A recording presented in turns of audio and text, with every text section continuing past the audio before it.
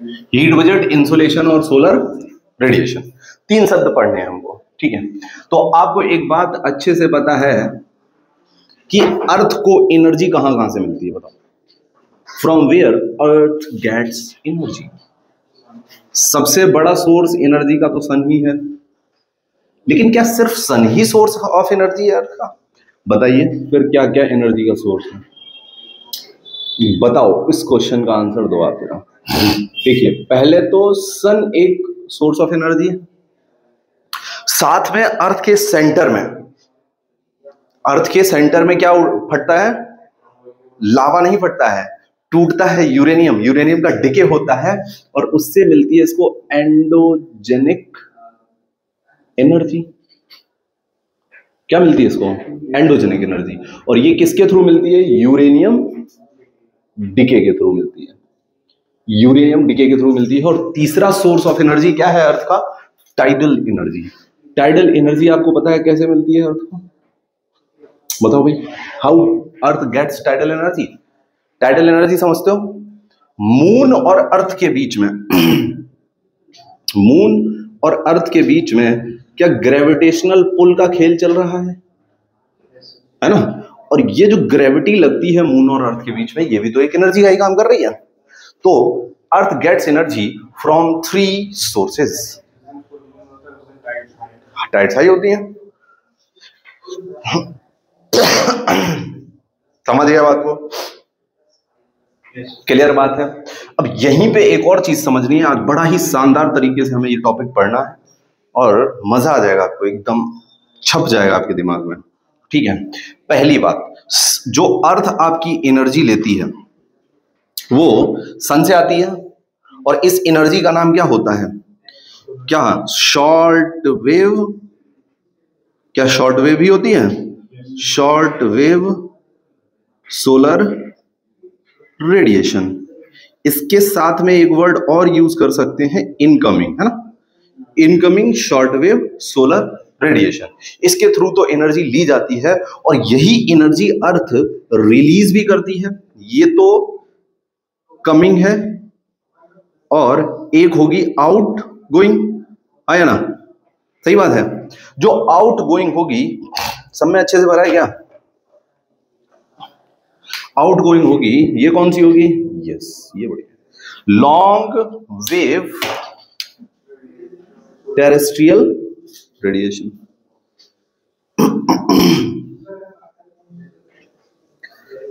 क्या है? Long wave terrestrial radiation, ठीक है। अर्थ की आने वाली एनर्जी और अर्थ की जाने वाली एनर्जी, ठीक है। अच्छा, अर्थ पे जो आने वाली एनर्जी है, आज आपको क्लास में गीला गीला महसूस होता रहेगा।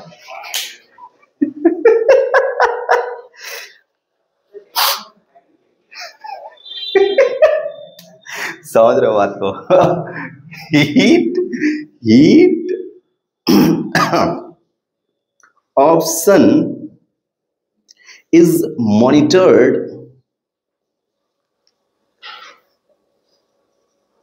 through atmosphere। यार बहुत तेजी से हो गया, पता नहीं आज सुबह ही हुआ है, ये वेदर चेंज की वजह से हुआ। Heat of sun is monitored through atmosphere. Atmosphere के ही थ्रू हीट सन की जो है वो क्या होती है? मॉनिटर होती है, ठीक है। क्लियर बात है। अच्छा, जो हीट मॉनिटर होती है, जो जितनी आनी है जानी है, ये किसके थ्रू मॉनिटर हो रही है? एटमॉस्फेयर के थ्रू। क्या एटमॉस्फेयर ही अर्थ के हीट बजट को मेंटेन करता है?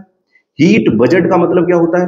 कितना आया और कितना गया, क्या यही हीट बजट है? तो हीट बजट मेंटेन करने के लिए रिस्पॉन्सिबल कौन है? क्या एटमॉस्फेयर है? तो आज हमें हीट बजट को पढ़ना है। बहुत इजी है, बहुत टफ लगता है देखने में, लेकिन इजी है, ठीक है।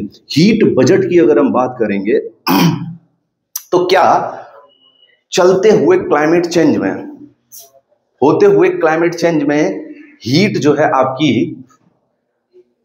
वो जो हीट बजट है वो आपका डिस्टर्ब हो चुका है।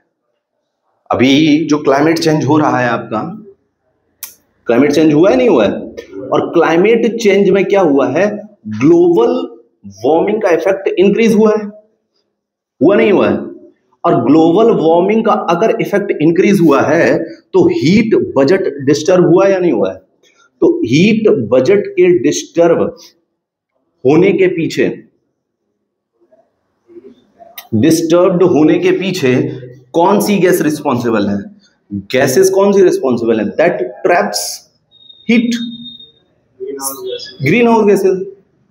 ग्रीन हाउस गैसेस, सही बात है या नहीं है?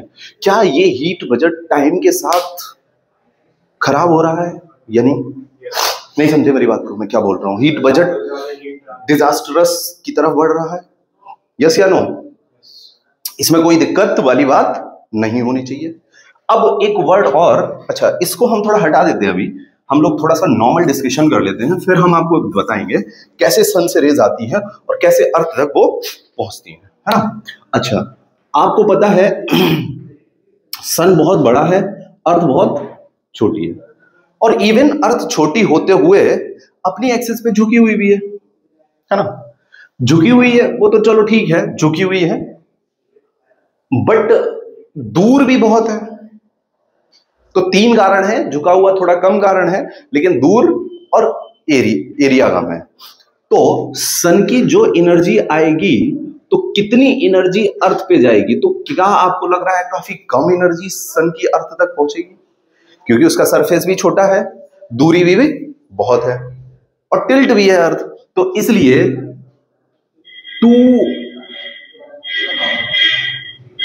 2 billionth of solar radiation earth surface तक रीच करती है। इसका मतलब समझे आप इस सेंटेंस का? 2 बिलियंथ का मतलब होता है 1 बिलियन रेज में 2 रेज अर्थ तक पहुंचेंगी।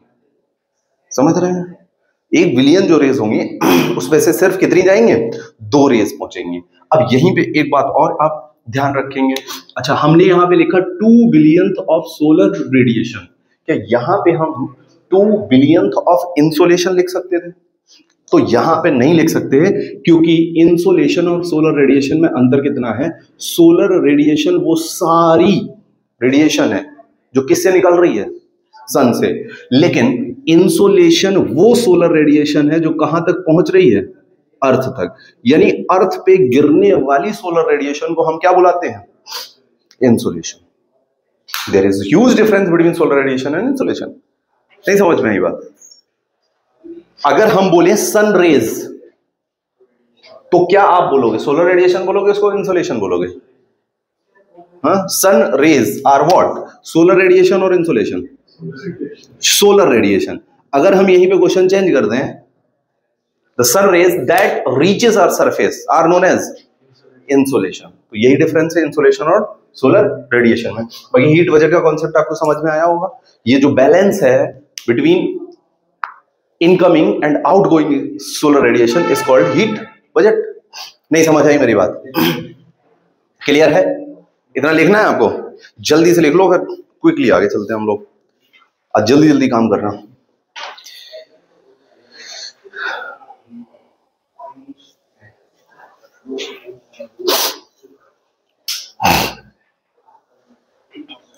आज अच्छा,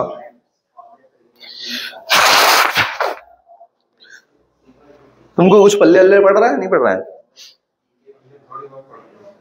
क्योंकि ये लेवल हाई है भाई, हम तुमको ना व्यवस्था बनाएंगे, तुम्हारी टेंशन। ये बहुत हाई है एनडीए। एनडीए में इतना आता है, आप इतना पढ़ रहे हो। एनडीए में हम 3 घंटे इनको बिठाएंगे, 3 घंटे में क्लाइमेटोलॉजी खत्म। एक ही दिन में।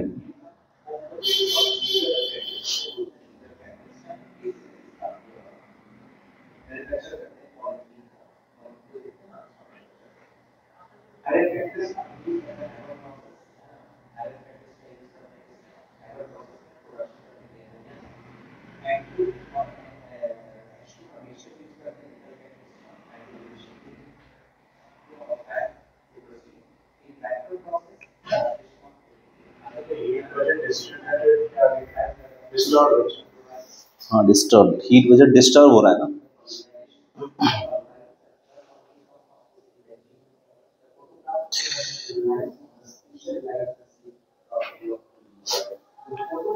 लोग 2 टेस्ट पेपर बन चुके हैं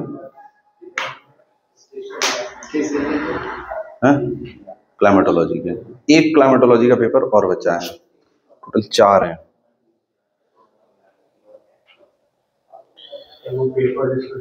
हाँ ये हम सोच रहे हैं ये दोनों भी दे दो, वेंसडे को क्लास और पेपर डिस्कशन दोनों रख लेते हैं इवनिंग स्लॉट में।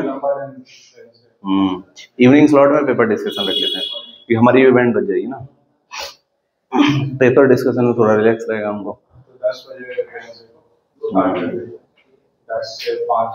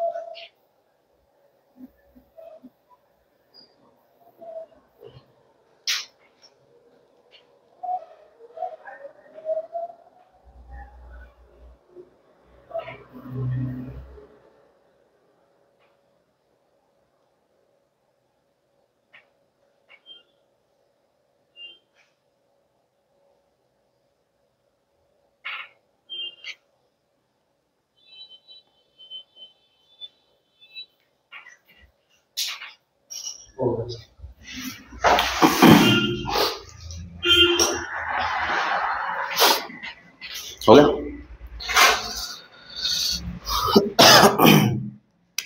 अच्छा, जो भी सोलर रेडिएशन अर्थ तक पहुंचती है, ये जो सोलर रेडिएशन पहुंचती है ये डिफ्यूज्ड फॉर्म में पहुंचती है, ये बात तो पता है आपको, है ना। डिफ्यूज्ड फॉर्म में अर्थ सरफेस को जो है रिसीव होती है, ठीक है। अच्छा, अर्थ सरफेस पे पहुंचने वाली सोलर रेडिएशन क्या अर्थ सरफेस की लोकेशन से वेरी करती है या अर्थ पूरी अर्थ सरफेस पे इक्वल पहुंचती है? नहीं। क्या ये सोलर रेडिएशन जो अर्थ सरफेस पे यानी इंसुलेशन पहुंचती है ये लोकेशन पे ही वेरी करती है, टाइम में भी वेरी करती है? दोनों पे वेरी करती है। टाइम का मतलब, हाँ, टाइम का मतलब है दिन और रात। एक ही लोकेशन पे खड़े हो जाओ तो दिन और रात हो जाएगा, तो टाइम के साथ और प्लेस के साथ दोनों के ही साथ सोलर रेडिएशन चेंज हो रही है, यानी insulation that received by solar radiation that received by earth surface, या इसको इंसुलेशन ज्यादा सही रहेगा मार्क करना। इंसुलेशन जो अर्थ सरफेस पे है वो आपकी प्लेस एंड टाइम, वो बोथ पे डिपेंड करती है। याद रखेंगे इस बात को कि अगर प्लेस और टाइम दोनों ही आप चेंज करोगे तो दोनों चीजें आपको देखने को मिलेंगी कि चेंज दोनों के ही आधार पे ये चेंज हो जाएगी। अच्छा, solar radiation received on earth that is insulation has been measured in a unit that is langley, और इसका सिंबल है LY। Langley is the unit in which solar radiation has been measured, ठीक है। अब अगर मैं ये बोलूं कि अर्थ सरफेस पे इक्वेटर से पोल की तरफ जाने पे सोलर रेडिएशन का अमाउंट बढ़ेगा या घटेगा? इक्वेटर से पोल की तरफ जाने पे घटेगा।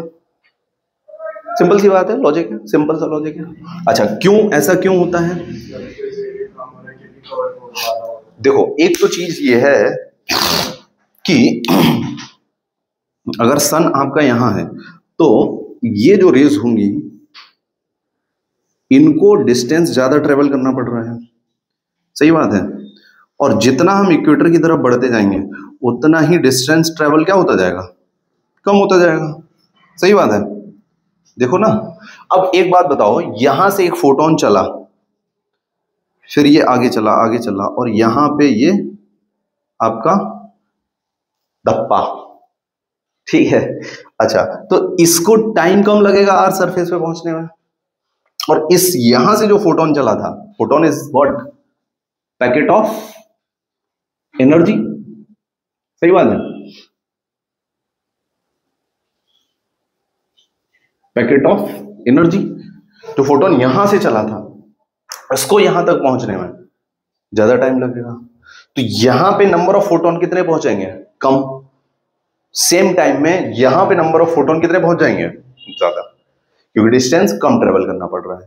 तो जैसे जैसे हम ट्रॉपिकल एरिया से पोल की तरफ बढ़ेंगे, वैसे वैसे इंसोलेशन कम होती जाएगी, नहीं होती जाएगी। लेकिन एक बात याद रखिएगा, ये insolation received on pole is less than that was received on equator, but it gets redistributed। ये बाद वाला बट समझ में आया आपको, और ये बट होता कैसे है, ये रीडिस्ट्रीब्यूट हो जाती है बाद में। कैसे, क्या हमने परमानेंट विंड्स को देखा था, क्या वो एक जगह से दूसरी जगह ले जाती हैं हीट को, तो रीडिस्ट्रीब्यूट हो जाती है।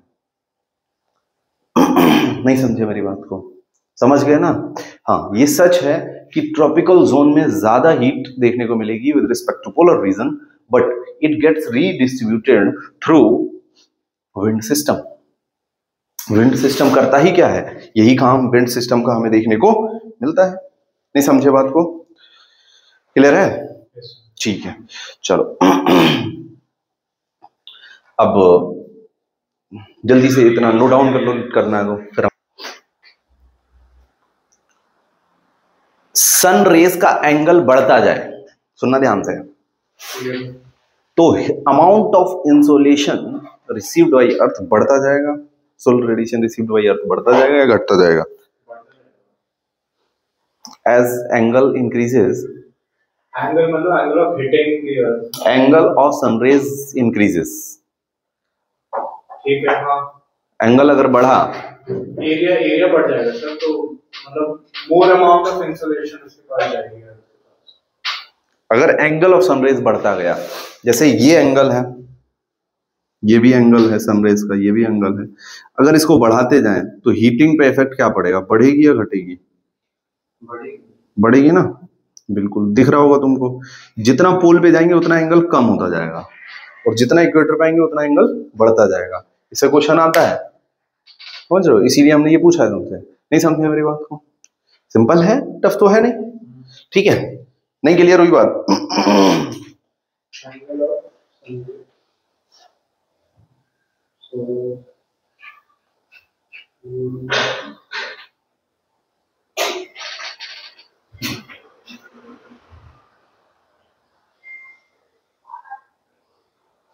एक स्टेटमेंट लिख लो, स्मॉल एंगल, हाँ जो लिखा है आपने वो तो लिख ही लो, बट एक और लिख लो, small angle transverse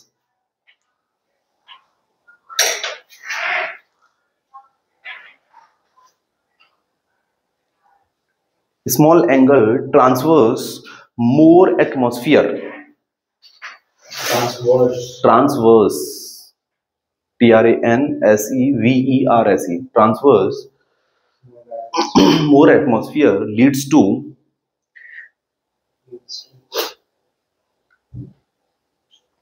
to less insulation।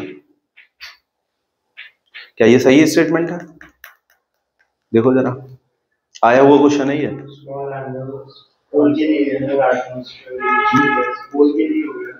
आप बताओ सही स्टेटमेंट है गलत है, सही है, देखो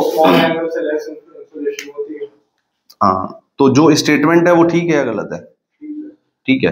देखो जो ये स्मॉल एंगल की रे होगी वो सबसे पोल वाली होगी, इसको ज्यादा एटमॉस्फेयर ट्रांसवर्स करना पड़ेगा, करना पड़ेगा, तो लेस इंसुलेशन पहुंचेगी, क्योंकि एटमॉस्फेयर क्या करता है, एटमॉस्फेयर इंसुलेशन को रिफ्लेक्ट भी करता है, डिफ्यूज भी करता है ना, रिबाउंड भी करता है, रिफ्रैक्शन भी होता है, डिफ्यूजन, सब होके तब नीचे स्कैटरिंग, ये सब होके डिफ्यूजन स्कैटरिंग बात वही है, पहुंचता है। सही बात है, क्लियर है ना।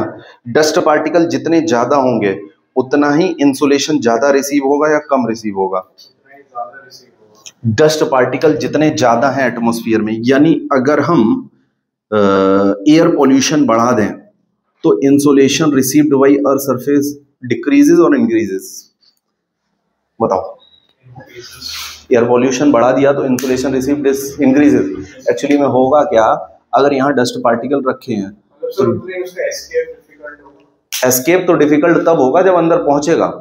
ये क्या करेगा, इस डस्ट पार्टिकल पे लगा, यहीं से रिफ्लेक्ट बैक हो जाएगी सनरे, तो यानी इंसुलेशन क्या हो जाएगी, कम हो जाएगी। यानी ग्लोबल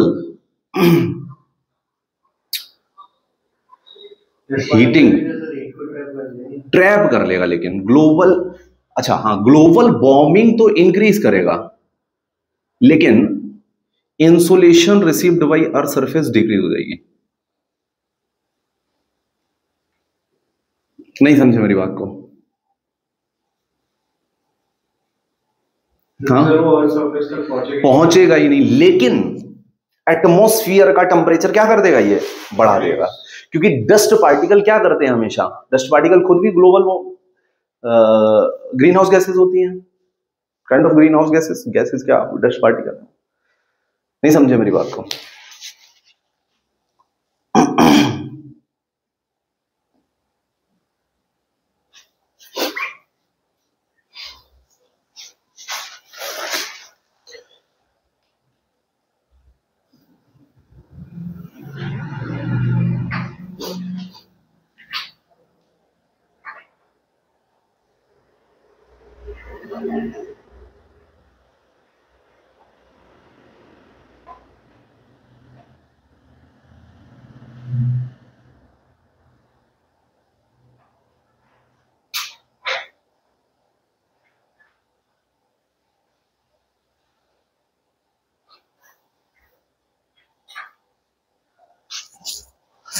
क्लियर है बात? पोल्यूशन, डस्ट पार्टिकल इंक्रीज होंगे, ग्लोबल वार्मिंग बढ़ेगा, इंसुलेशन कम होगा, बिकॉज़ रिफ्लेक्ट बैक हो जाएंगे। Rays one reach the earth surface will reflect back and trap heat in the atmosphere by dust particle. ठीक है, चलें हटा दें इसको।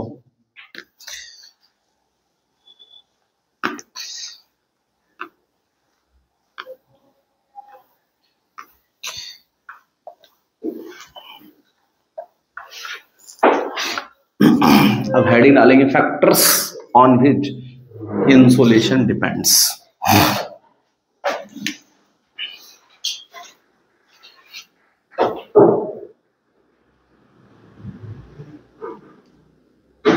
सबसे कॉमन गलती इसमें लोग क्या करते हैं,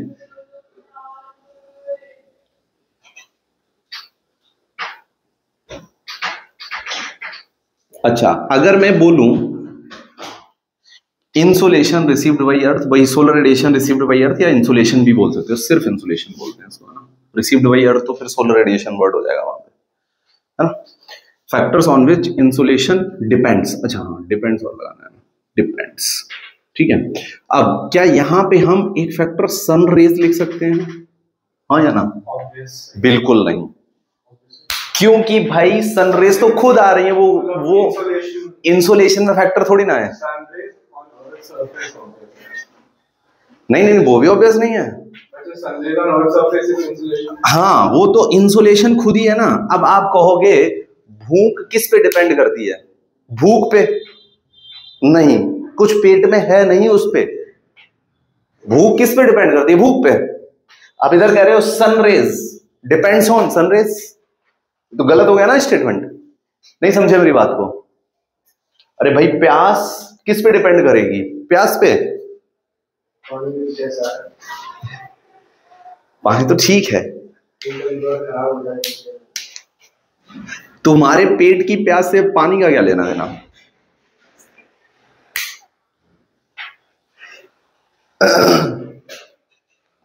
फैक्टर्स। तो क्या क्लाउडीनेस इसका सही आंसर है? क्लाउड कवर जितना ज्यादा, इंसुलेशन रिसीव्ड उतनी ही कम, बिल्कुल। सेकंड, रोटेशन ऑफ अर्थ, हाँ या ना?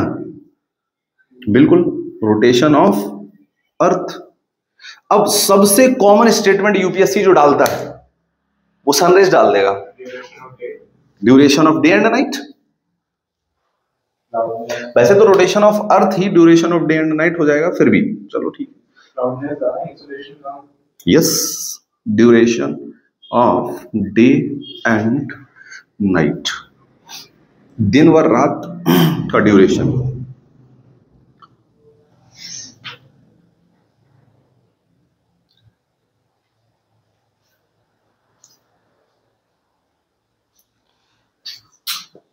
Tilt of earth's axis, earth की एक्सिस अपनी ही 23.5 से झुकी हुई है ना।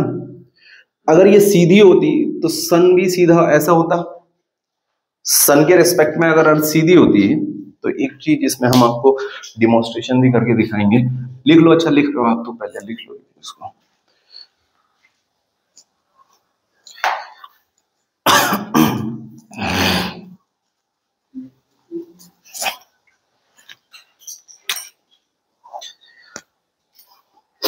मेडिटेरेनियन टाइप ऑफ क्लाइमेट में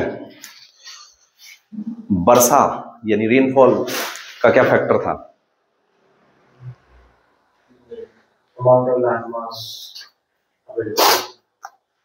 विंटर्स रेन, समर्स रेन और rainfall throughout the year. हम पूछ रहे हैं मेडिटेरेनियन टाइप ऑफ क्लाइमेट में रेनफॉल का क्या फैक्टर था। सबसे इंपॉर्टेंट तो यही बताया था हमने, और एक और इसमें बताया था यहाँ पे सीट्रस फ्रूट्स पाए जाते हैं। यही दो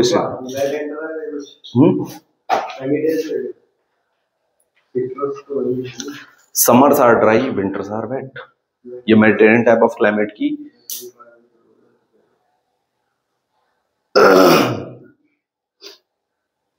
ऐसा कौन सा क्लाइमेट हमने पढ़ा था जिसमें rainfall throughout the year थी? British type climate. और ब्रिटिश टाइप क्लाइमेट में एक आपको हमने स्टेटमेंट लिखाया था, ये आपका अनएक्सपेक्टेड टाइप ऑफ क्लाइमेट है। एक्सपेक्ट नहीं कर सकते कब क्या होगा। Rainfall throughout the year लिखी है, अनप्रेडिक्टेबल है। Rainfall throughout the year लिखा है, देखो बस। Boreal type of climate also known as boreal, किस और किसके नाम से जाना जाता है? टैगा और साइबेरियन। अच्छा, तो बस इतना याद रहेगा। अगर मैं यहां सीएफ लिख दूं तो कोपेन क्लाइमेट क्लासिफिकेशन में आप इसको क्या नाम दोगे? क्या मतलब कैसे फैक्टर्स, आपको क्या समझ आया इससे? सीएफ लिख दिया हमने, कैपिटल सी स्मॉल एफ।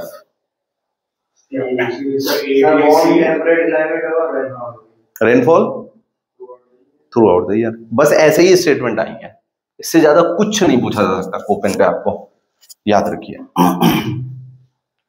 बहुत इजी होगा कोपेन क्लाइमेट क्लास, बस हो जाएगा। और small G, G for Ganga था वो, सिर्फ हाँ वो सिर्फ इंडिया के ही लिए गंगा था।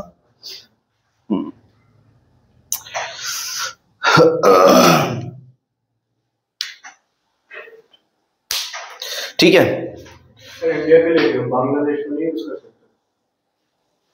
बांग्लादेश में गंगा को पद्मा बोलते हैं, तो वहां भी बना रहे हो। हाँ थोड़ी ना बनाओगे, समझ रहे?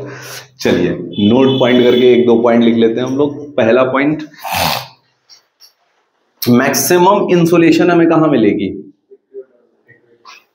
क्या मैक्सिमम इंसोलेशन अगर बोला जाए तो सब इक्वेटर से भी ज्यादा, ट्रॉपिकल हाई प्रेशर बेल्ट पे नहीं मिलेगी, इक्वेटर से भी ज्यादा, क्योंकि वहां पे क्लाउडीनेस है ही नहीं।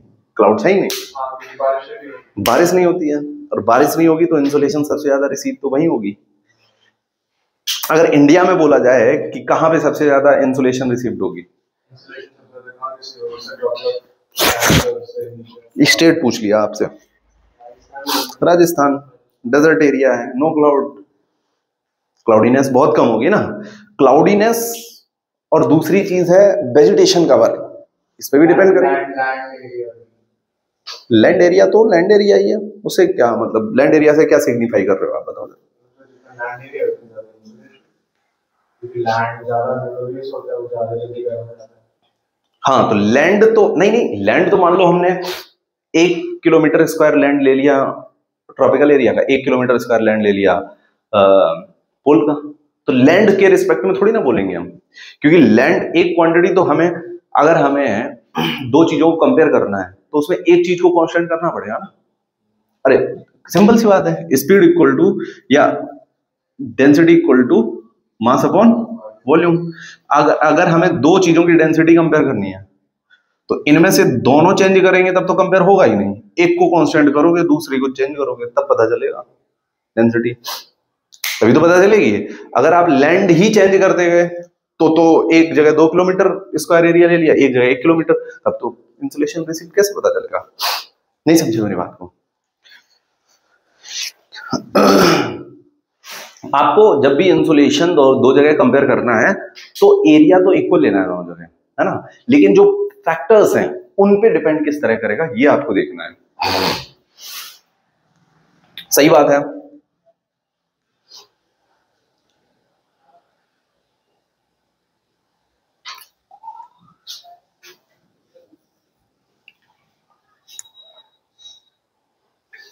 जब सन राइज होता है और सन सेट होता है, सन राइज और सनसेट होता है तो हमें कैसा दिखता है कलर, रेड कलर। जो लाल कलर दिखता है वो किसकी वजह से दिखता है, जो भी आपके डस्ट पार्टिकल्स होते हैं वो क्या करते हैं, स्कैटरिंग ऑफ लाइट कर देते हैं, स्कैटर कर देते हैं लाइट को, डिफ्यूज कर देते हैं, सबसे बढ़िया डिफ्यूज कर देते हैं लाइट को।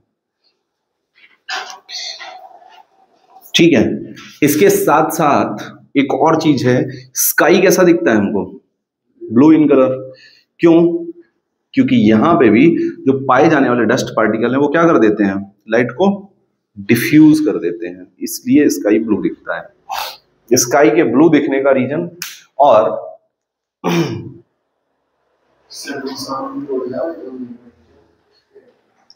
स्कैटरिंग ऑफ लाइट है। नहीं समझे मेरी बात को, बोलो भाई। नहीं क्लियर हुआ, क्या नहीं क्लियर हुआ बताओ। हाँ हो गया।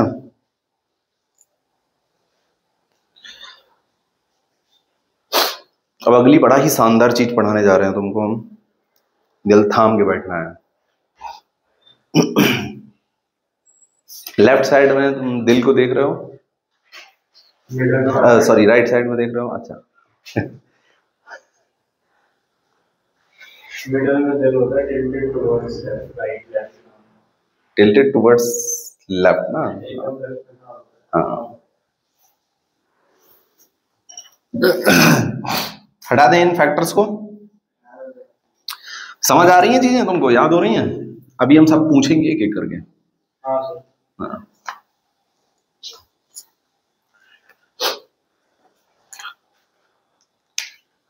अच्छा एक बात तो आपको पता होगी आई थिंक, नहीं पता है, पता होगी। देखिए होता क्या है कि अर्थ के मूवमेंट की वजह से, देखिए होता क्या है, मैं इसमें दिखाता हूं तुमको करके। ये है सन, ये है अर्थ। अर्थ सन के अराउंड कुछ यूं घूम रही है, नहीं मतलब वो भी घूम रहा है। कौन, एक्चुअली रोटेशन को इग्नोर कर दिया था मैं। इसमें अर्थ ऐसे टिल्टेड है पहले तो, और फिर इसका ऑर्बिटल प्लेन कुछ यूं है। ये ऑर्बिटल प्लेन नहीं है, ये ऑर्बिटल प्लेन है, टिल्टेड। ठीक है, अब समझो जरा बात को। एक तो पोर्शन अर्थ का ऐसा है जिसपे साल भर वर्टिकल रेज गिरती रहती है, वो है इक्वेटर। एक तो पोर्शन अर्थ का ऐसा है जिसपे साल भर सनरेज गिरती रहती है, वो है इक्वेटर। और एक जो वर्टिकल रेज हैं वो ट्रेवल करती हैं, कभी ऊपर कभी नीचे। जब यहां पे होगा सन तो ये वर्टिकल सन रेज कहां पहुंच जाएंगी? Tropic of cancer. और जब सन यहां होगा, अर्थ यहां होगी, सन यहां होगा, ये अर्थ है, तो अर्थ के इस वाले पॉइंट पे वर्टिकल सनरेज पहुंच जाएंगी। यानी एक तो वर्टिकल सनरेज का बंडल कहां फिक्स है? इक्वेटर पे। लेकिन एक वर्टिकल सनरेज का बंडल क्या कर रहा है? ट्रेवल कर रहा है। कभी ट्रेवल नीचे जा रहा है और कभी ये ऊपर जा रहा है। नहीं समझे मेरी बात को? तो सर ये फिर फॉल्स हो जाएगा ना कि अर्थ की रेस हमेशा इक्वेटर पे पहले पहुंचती है। हाँ, ये तो फॉल्स हो जाएगा। मतलब दो ऐसी जगह होंगी जहां पे इक्वल टाइम में सन की रेस पहुंचेंगी, क्योंकि वहां पे दो बंडल होते हैं, दो वर्टिकल सनरेज के बंडल होते हैं। एक बंडल तो कहां पे फिक्स रहता है? इक्वेटर पे। और का नाम क्या है? इसका ये हम लोग मोशंस ऑफ द अर्थ में पढ़ेंगे, तो रोटेशन और रिवोल्यूशन पढ़ेंगे, ठीक है, यूनिवर्स में। हाँ, वर्टिकल सनरेज के दो बंडल होते हैं, एक हमेशा फिक्स रहता है कहाँ? इक्वेटर पे, और एक हमेशा फिक्स, एक जो दूसरा बंडल होता है ये ट्रेवल करता है। ट्रेवल कहां से कहां करता है तो समझो जरा। ट्रेवल करता है ट्रॉपिक ऑफ कैंसर से लेकर ट्रॉपिक ऑफ कैप्रिकॉर्न। इसीलिए इनका स्पेशल नाम है। ट्रॉपिक्स नाम क्यों रखा है इनका? जैसे टर्मिनल्स होते हैं, ट्रेन के टर्मिनल्स होते हैं, फ्लाइट्स के टर्मिनल्स होते हैं, वहां से आगे नहीं जाती हैं वो, है ना? ऐसे ही जो वर्टिकल सनरेज हैं उसके भी क्या है? टर्मिनल्स। और नदर्न हेमिस्फीयर क्या टर्मिनल है? Tropic of cancer. और सदर्न में क्या टर्मिनल है? Tropic of capricorn. यानी दो बंडल है, एक बंडल तो सनरेज का हमेशा 90 डिग्री रहता है कहां पे? इक्वेटर पे। और एक बंडल जो सनरेज का 90 डिग्री वाला है वो क्या करता है? ट्रेवल करता है, कभी कैंसर से नीचे कैप्रिकॉर्न तक, कैप्रिकॉर्न से कैंसर तक। जब हमारे यहां पहुंचता है ये वर्टिकल सनरेज का बंडल, तो हमारे यहाँ क्या हो जाती है? समर्स। और नीचे पहुंचता है तो नीचे समर्स हो जाती है। अब हमारे यहाँ विंटर्स आ रही हैं, यानी ये वर्टिकल सनरेज की तरफ शिफ्ट हो रही है धीरे धीरे, और मैक्सिमम कहां तक जाएंगी? तो मतलब अगर ये सन है तो भी अर्थ यहाँ पे जा रहा है। हाँ, करेक्ट, समझे? तो कहां जाएंगी ये? Southern hemisphere. कहां तक? कैप्रिकॉर्न। मैक्सिमम कैप्रिकॉर्न, कैप्रिकॉर्न से फिर वापस। तो अगर मतलब ये गलती से भी और नीचे चली गई तो पिघल जाएगी आइस। नहीं, आइस तो पिघल ही रही है। हाँ, मेल्टिंग ऑफ आइस का रेट बढ़ जाएगा।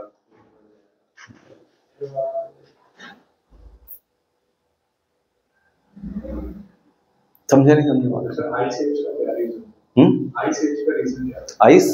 आइस एज का रीजन क्या है? आइस एज का रीजन तो ये बोल सकते हैं हम कि हो सकता है अर्थ जो है कहीं ना कहीं काफी दूर सन से, अब कहीं ना कहीं पास गई हो, ये हो सकता है।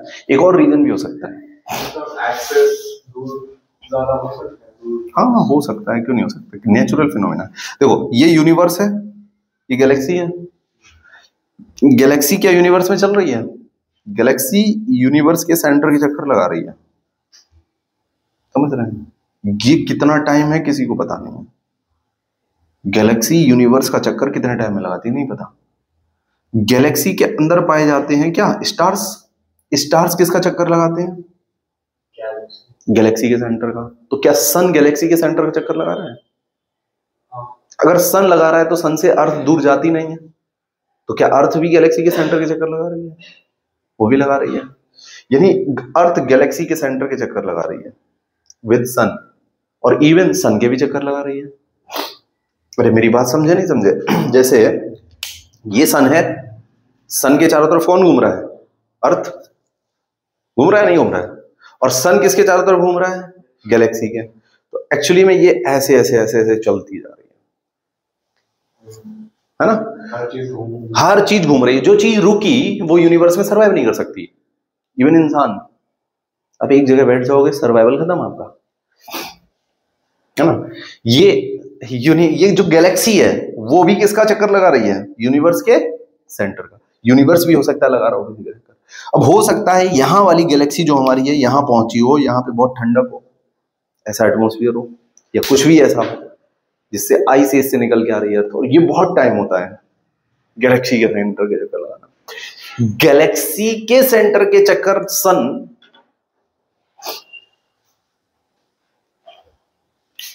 एक ब्रह्मांड 1 कॉस्मिक ईयर में लगाता है, और ये होता है 15 करोड़ साल।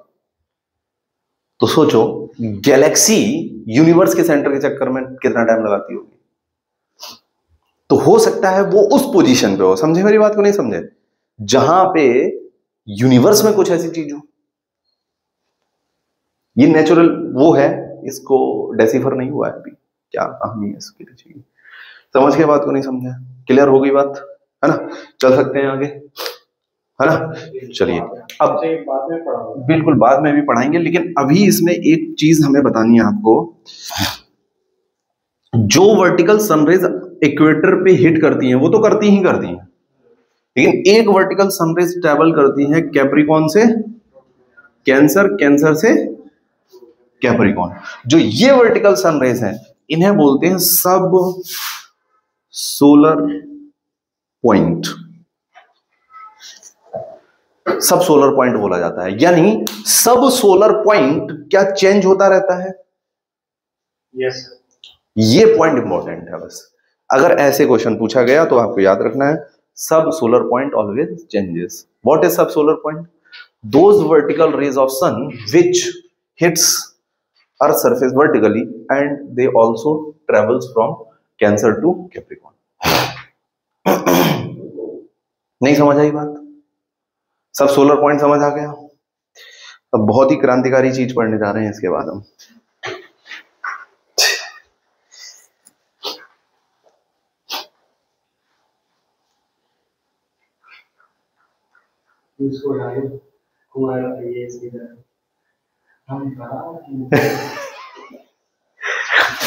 किससे बात कर रही है?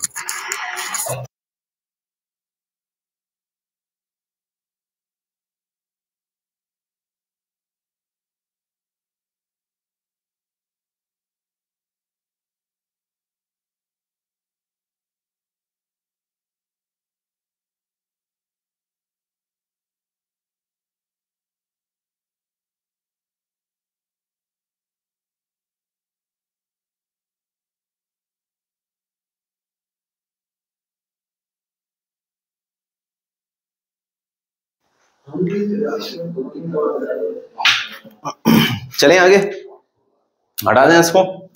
सब सोलर पॉइंट कि देखो ये कभी कभी ना स्टेटमेंट बन जाते हैं और होता कुछ नहीं है इनमें, लेकिन ये आपको आंसर टिक नहीं करने देते हैं, ऐसे स्टेटमेंट होते हैं सब सोलर पॉइंट। अब इंसान सोचेगा सब पोलर लिख रहा था, सब सोलर लिख दिया इसने, गलती हो गई। 0.8 चलिए अब एक बात सीखनी है हमें। देखिए सन की जो रेज है वो कुछ ऐसे गिरती हैं अर्थ सरफेस पे, अर्थ सरफेस पे कुछ ऐसे गिरती हैं, है ना?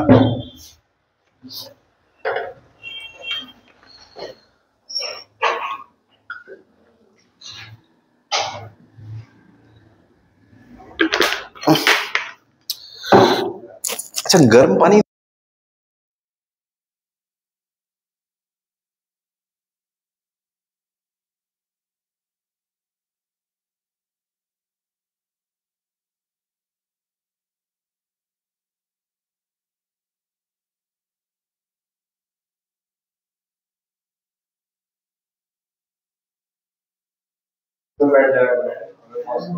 यार, धूप में बैठने का तो टाइम ही नहीं मिलता है, सही होता है।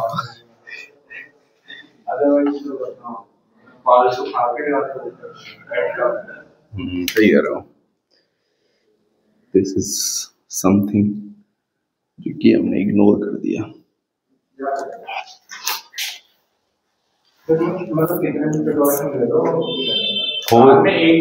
तो होना ही है, सही। वैसे हमको होता नहीं है, पता नहीं, ज्यादा नहीं, कुछ ऐसा नॉर्मल होता है जो हम। अब देखो समझे जरा बात को। देखो अर्थ के जो सन की रेज होती हैं जहां तक ट्रेवल करती हैं उस पॉइंट को बोलते हैं हॉराइजन। हॉराइजन पॉइंट के इधर बोली जाती है नाइट और इधर बोला जाता है डे, है ना। लेकिन दिन होने से पहले क्या हो जाता है? डाउन हो जाता है। डाउन हो जाता है। वो डाउन और डस्क सीखना है अभी हमें। सुबह होता है ना। और इस कॉन्सेप्ट को कहते हैं हम ट्विलाइट। सुना है? यही आज सीखने जा रहे हैं हम। इस कॉन्सेप्ट को सीखने के बाद हम हीट बजट सीखेंगे। अंतिम कील, ताबूत में अंतिम कील, heat budget, last nail in the coffin. क्या मतलब होता है इसका? ताबूत में अंतिम कील, काम समाप्त, last nail in the coffin.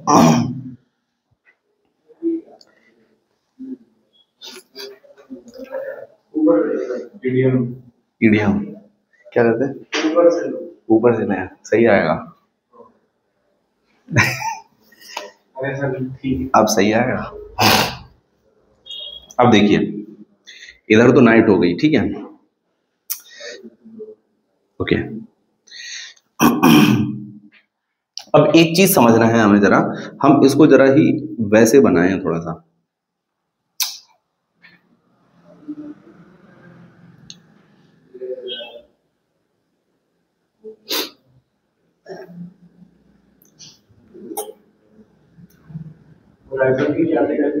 Horizon,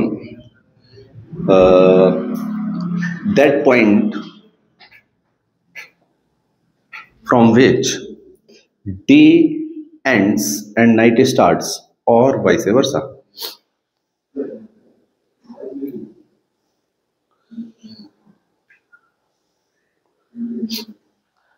बना जबरदस्त।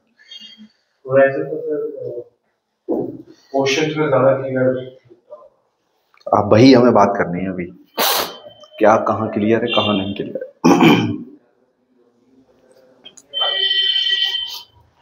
देखिए, और ये ध्यान रखिएगा हमने इसको जरा ऐसा बनाया, ये नॉर्थ पोल है। देखो बात ऐसे है कि अर्थ सन अगर ये है तो अर्थ हमने ऐसे नहीं बनाई है। यहाँ पे अर्थ ऐसे बना देंगे तो दिन और रात बहुत जल्दी चेंज हो जाएंगे। इक्वेटर यहाँ नहीं रखा है हमने, ऐसी बनाई है अर्थ सन के सामने, ठीक है। यानी north pole is facing us of earth, ठीक है। तो अब अर्थ को हम ऐसा घुमाएंगे। आप ऐसे मत समझना ऐसे घुमा रहे हैं, ऐसे समझना है आपको, ऐसे घुमा रहे हैं। नहीं समझे मेरी बात को? नॉर्थ पोल आपको फेस कर रहा है, ऐसे घुमाएंगे अर्थ को। एक्चुअल में तो कैसे भी घुमाओ, हमने उठा के ऐसा था ये सिस्टम ने ऐसे कर दिया, समझ गए ना। जैसे वो लगा है अर्थ, अब इधर सन है, इधर सन है, ने अर्थ हाँ ऐसे कर दिया। कर सकते हैं, कोई इशू नहीं है, ठीक है। ऊपर वाला देख रहे हैं ना हम हिस्सा उसका, ऊपर का, ठीक है। अब देखो होगा क्या कि जो अर्थ होगी वो नॉर्थ पोल ये है तो ऐसे घूमेगी, ऐसे ही घुमानी थी हमको एक्चुअली में, ऐसे घूमेगी, है ना। अगर हम वैसी रख देते तो शाम यहाँ पे होती, मतलब ऐसे करके शाम ये वाली होती सामने, या सामने शाम होती और इसके जस्ट पीछे दिन होता, ऐसे ही तो होता। अगर ऐसे घुमाते अर्थ को तो ये वाली जो पार्ट इधर जा रहा है हमारे, ये शाम होती, उधर वाला सुबह होती। तो आपको एक चीज दिखती नहीं, फिर या तो शाम देखोगे या सुबह देखोगे, है ना। अभी आपको क्या है, यहां दिख रही है, अगर अर्थ ऐसे घूम रही है तो यहां दिख रही है आपको सुबह, यहां दिख रही है आपको शाम। समझे बात को? नहीं समझे? समझ गए ना। तो ये क्या है आपका, ये तो रीजन होता है कि सनसेट के बाद भी उजाला रहता है। हाँ वो अभी वो रीजन अभी आया कहाँ है, वही तो बताना है हमें, ठीक है। हाँ सुबह होगी, यहाँ पे क्या होगी, डस्क यानी शाम होगी। समझे इस बात को? नहीं समझे? समझ गए। अब एक बात समझते हैं हम जरा, इसमें ध्यान से देखेंगे। देखिए देखो यानी यहां इस वाले पॉइंट से इधर वाले रहने वाले लोग सारे के सारे क्या सनलाइट को एक्सपीरियंस कर पा रहे हैं अच्छे से? इस पॉइंट से इधर रहने वाले सारे लोग सनलाइट को अच्छे से एक्सपीरियंस कर पा रहे हैं, इधर के इधर रहने वाले लोग सनलाइट को एक्सपीरियंस नहीं कर पाएंगे। इधर जो रह रहे हैं यहां पे, उनके लिए धीरे धीरे धीरे शाम हो रही है, इनके लिए धीरे धीरे धीरे सुबह हो रही है, शाम के भाई, ठीक है, समझ गए बात को। लेकिन होता क्या है कि यहां पे 3 ट्विलाइट्स देखने को मिलती हैं।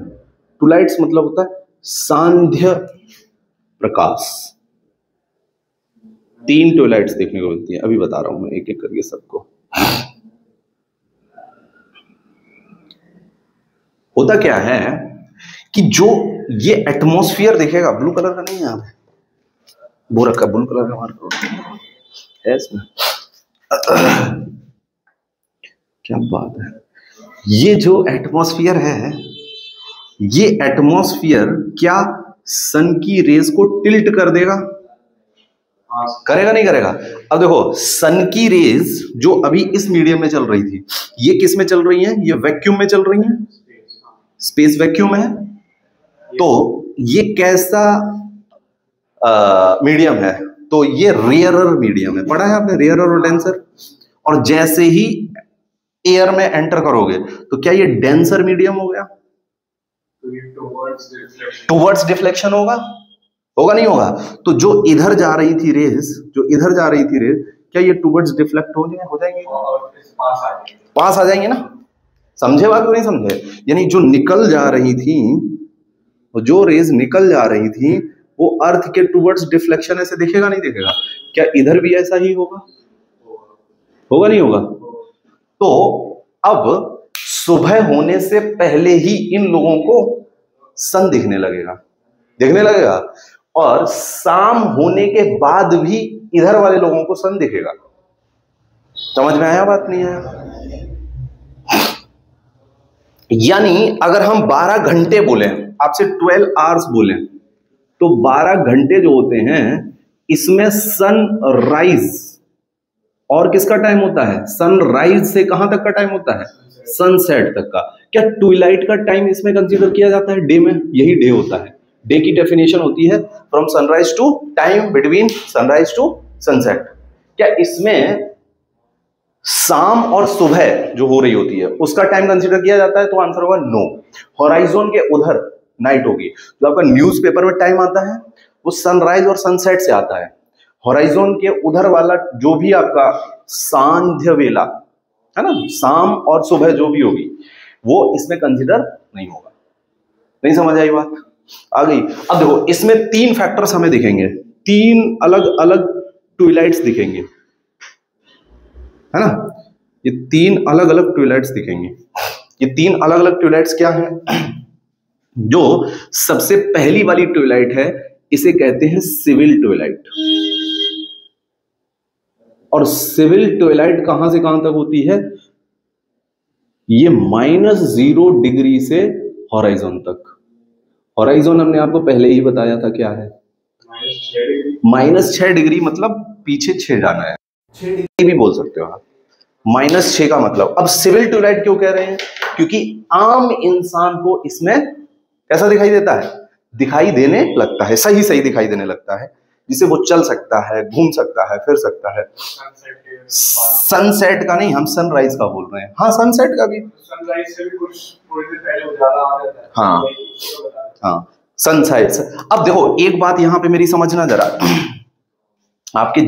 हाँ, अब देखो, ये जो आपका ये वाला एरिया है, इसमें थोड़ा थोड़ा उजाला हो जाएगा ना सनराइज में, और इधर थोड़ा थोड़ा उजाला यहां पे भी दिखेगा। रात होने वाली है इनके लिए, सिविल लोगों के लिए, इसलिए इसको क्या कहेंगे? Civil Twilight.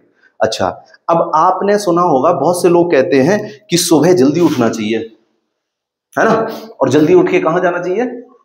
वॉक पे। और लोग कहते हैं शाम को भी वॉक पे जाना चाहिए। क्या इस टाइम पे टेम्परेचर धीरे धीरे कम होने लगेगा? और सुबह की तो वॉक, अच्छा वॉक शाम की ज्यादा अच्छी है सुबह की ज्यादा अच्छी है?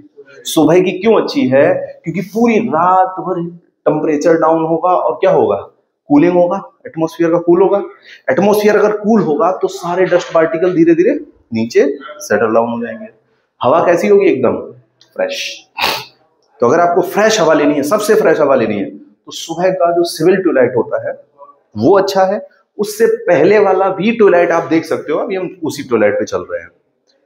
लेकिन शाम का भी ट्यूलाइट ठीक होता है, बट इतना ज्यादा फ्रेश ट्यूलाइट शाम का नहीं होगा जितना ज्यादा कब का होगा, सुबह का फ्रेश।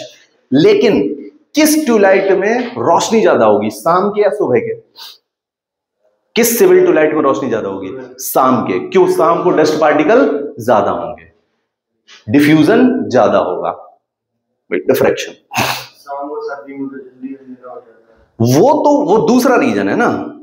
अभी बस हम उस रीजन को समझ रहे हैं जो इससे संबंध करता है डिफ्रैक्शन ऑन। वो तो आपका अंधेरा क्यों जल्दी हो जा रहा है? क्यों? आप यहां खड़े हो, यहां पे ऊपर वाले पार्ट में अर्थ के, और सन कहां पे फेसिंग है?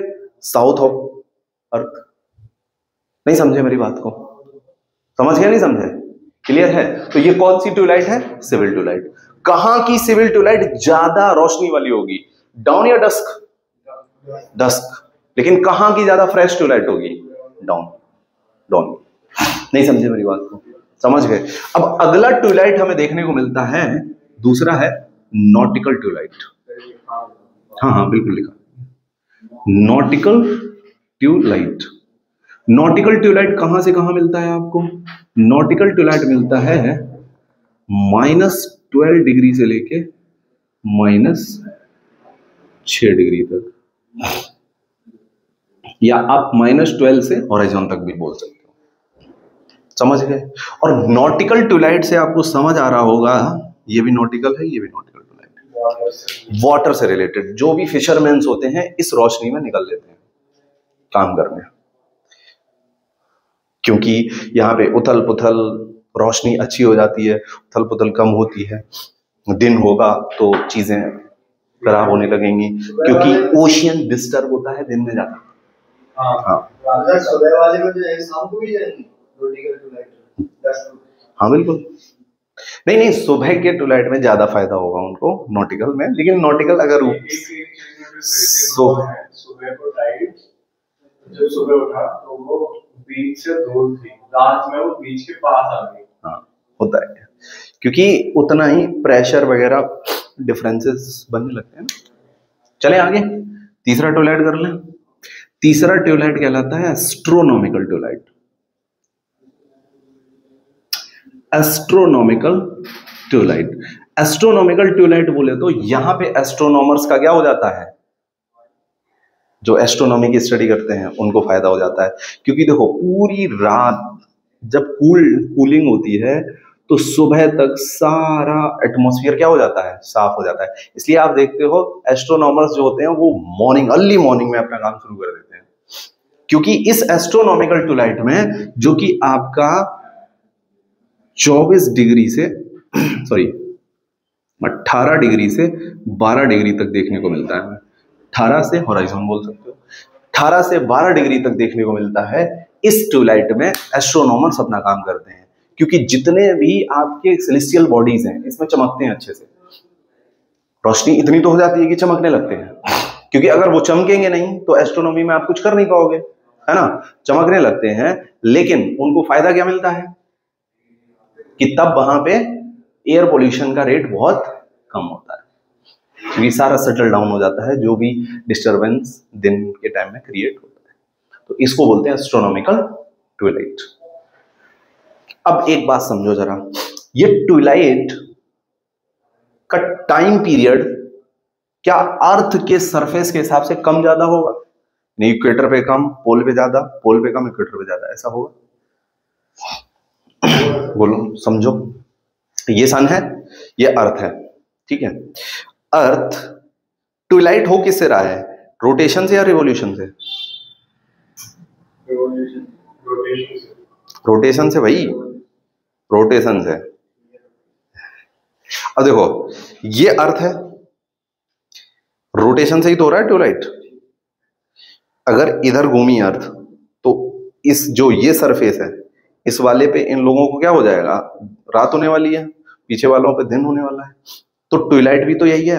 अब देखो ट्विलाइट की अगर हम बात करेंगे तो पोल पे ट्विलाइट जल्दी चेंज नहीं होगा, लेकिन इक्वेटर पे ट्विलाइट बहुत जल्दी चेंज होगा।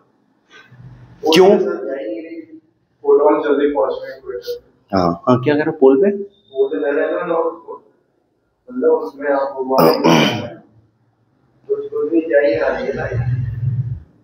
पोल पे नहीं नहीं, पोल पे जाएगी ऐसा थोड़ी ना है।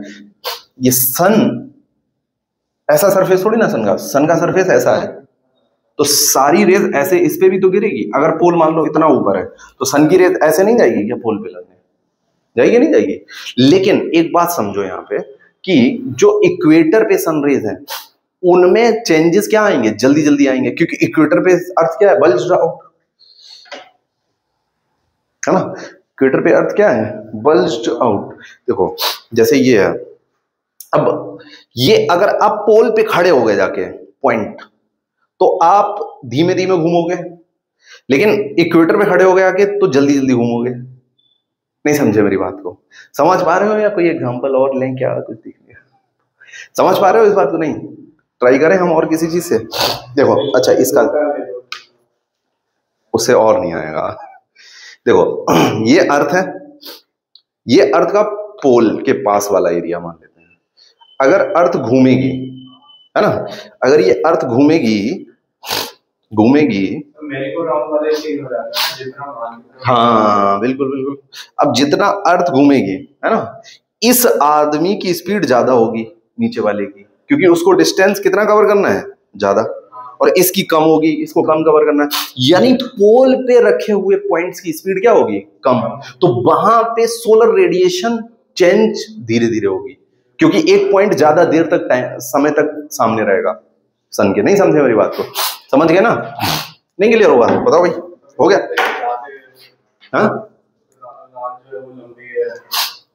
पोल पे आपकी रात, दिन और रात पता है कितने कितने टाइम का होता है? 6 महीने का दिन, 6 महीने की रात। लेकिन एक्चुअली में 6 महीने की रात नहीं होती है। क्यों नहीं होती है? क्योंकि वहां का डॉन और डस्क लंबे समय तक होता है। तो हाँ, वहां पे दिन बहुत बड़े बड़े होते हैं। यानी देखो इक्वेटर पे जो ट्विलाइट होगा आपका, इक्वेटर पे जो ट्विलाइट होगा वो 48 घंटे चलेगा सिर्फ, सॉरी 48 मिनट चलेगा सिर्फ। और वहीं पे पोल का जो ट्विलाइट होगा वो आपका लगभग 7 वीक्स चलता है, 7 वीक।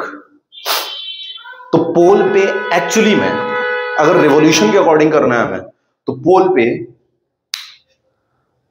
रिवॉल्यूशन के अकॉर्डिंग करना है तो पोल पे 6 महीने का दिन, 6 महीने की रात होनी चाहिए। लेकिन ऐसा नहीं होता है, वहां पे रात यानी डार्कनेस होती है ऑफ 2.5 मंथ्स।